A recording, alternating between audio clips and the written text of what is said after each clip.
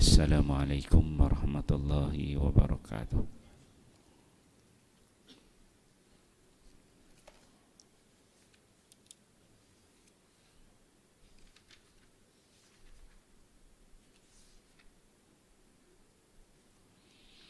Kalimah tayyibah, kalimah iman. Hadis ke 59.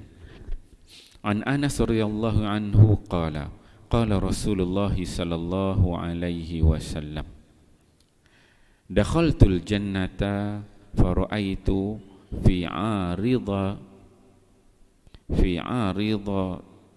tail jannah maktuban thalathata asturil bidhahab.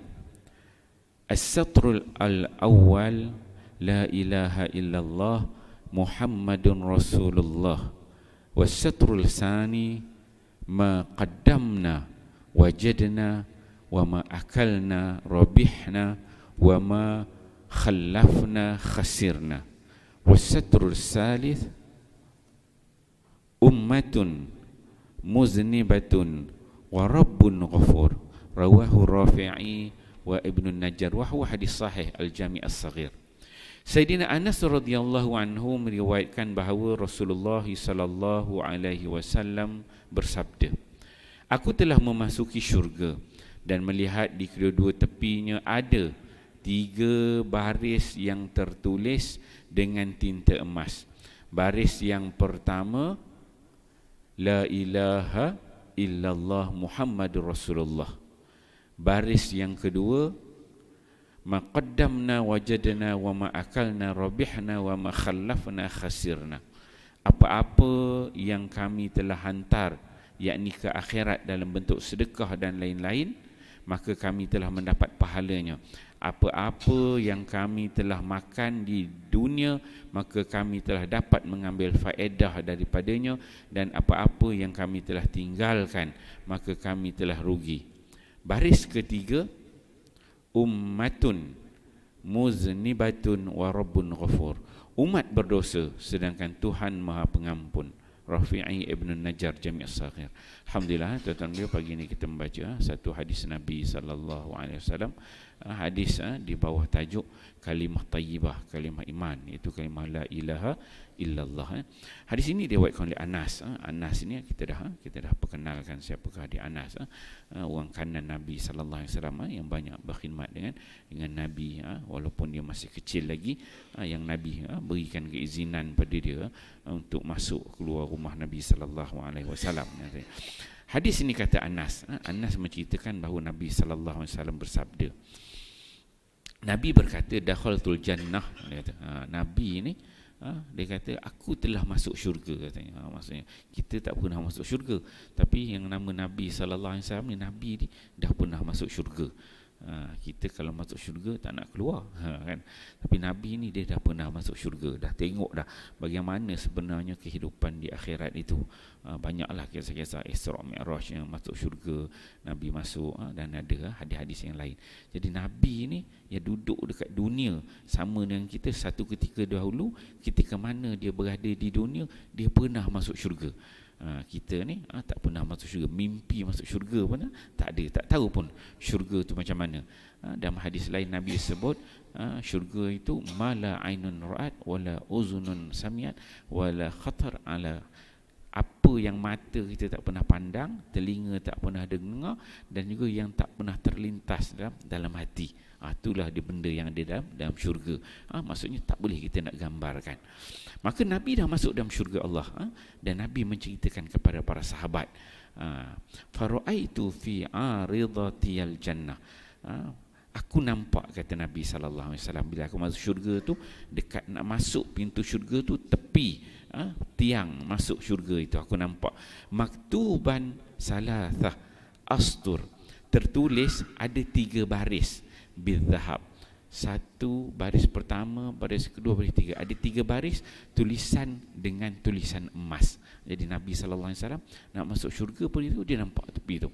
Kat atas tu ada 3 baris tertulis dengan tulisan emas. Apa dia yang tertulis tu, kata Nabi sallallahu alaihi wasallam? Yang pertama, baris atas kata Nabi ialah kalimah la ilaha illallah. Itu kalimah paling tinggi, paling besar.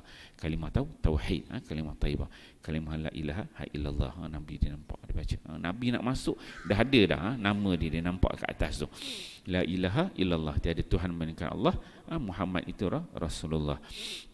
Kemudian Nabi dia kata as-satrul sani, pada baris yang kedua kata Nabi, dia kata maqaddamna wajadna wa ma akalna rabihna wa ma khallafna khasirna.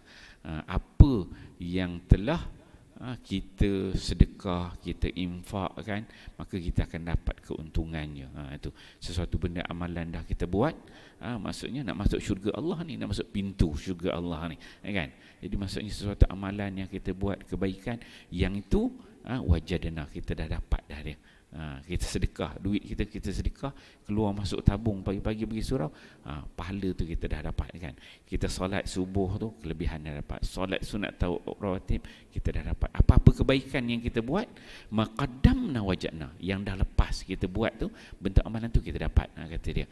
Kata Nabi. Kemudian tertulis wama akalna robihna, dan apa-apa yang telah kita makan, betul lah, perut kita dah kenyang, kita dah untung lah apa yang kita dapat dalam bentuk yang kita makan. Kemudian kata Nabi wama khalafna khasirna, tertulis wama khalafna khasirna, apa yang kita tinggalkan maka benda tu kita akan rugi. Maksudnya kita hidup dekat dunia ni, apa yang dah kita tinggal, bila kita mati, harta, anak, bini, apa benda, semua tu benda yang akan kita tinggalkan. Itu benda rugilah, memang tak boleh nak buat apa. Jadi kalau ada rezeki yang Allah Ta'ala bagi tu, kalau kita tak jadikan rezeki tu kepada perkataan yang pertama, maksudnya menguntungkan kita, maka bila kita tinggalkan, dia memang tak ada nilai dah bagi kita. Tu wama khalafna khasarna. Itu baris yang kedua. Ada 3 poin kat situ. Benda dah kita infak, benda dah kita makan, dan benda yang kita tinggalkan. Okey. Kemudian kata Nabi sallallahu alaihi wasallam, Nabi dia tengok ada baris yang ketiga, as-satrus sadis ummatun muznibatun. Baris ketiga tu tulis umat yang melakukan dosa. Umat manusia ni memang banyak melakukan dosa, sedangkan wa rabbun ghafur, sedangkan Tuhan itu Maha Pengampun. Jadi ada 3 baris. Yang kedua tadi tentang amalan kita. Baris yang ketiga ni nak menceritakan tentang bahawa kita manusia ni memang melakukan kesalahan dan banyak melakukan dosa, sedangkan Tuhan itu Maha Pengampun. So ada 3 baris kita tengok dalam ni kalimah thayyibah dalam bab iman. Jadi kita nanti insya-Allah sama-sama kita akan masuk syurga Allah Subhanahu Wa Taala. Nanti kita akan tengoklah dekat pintu masuk ni ada 3 baris ni. Dan kita tengok benda yang pertama ada kalimah thayyibah. Baris yang kedua berkaitan dengan amalan, dan baris yang ketiga menunjukkan kita ni banyak berdosa dan Tuhan itu Maha Pengampun. Jadi insya-Allah tuan-tuan dia, kita fahami hadis ni, kita amal dan kita sampaikan. Wallahu a'lam. Subhanakallah wa bihamdika.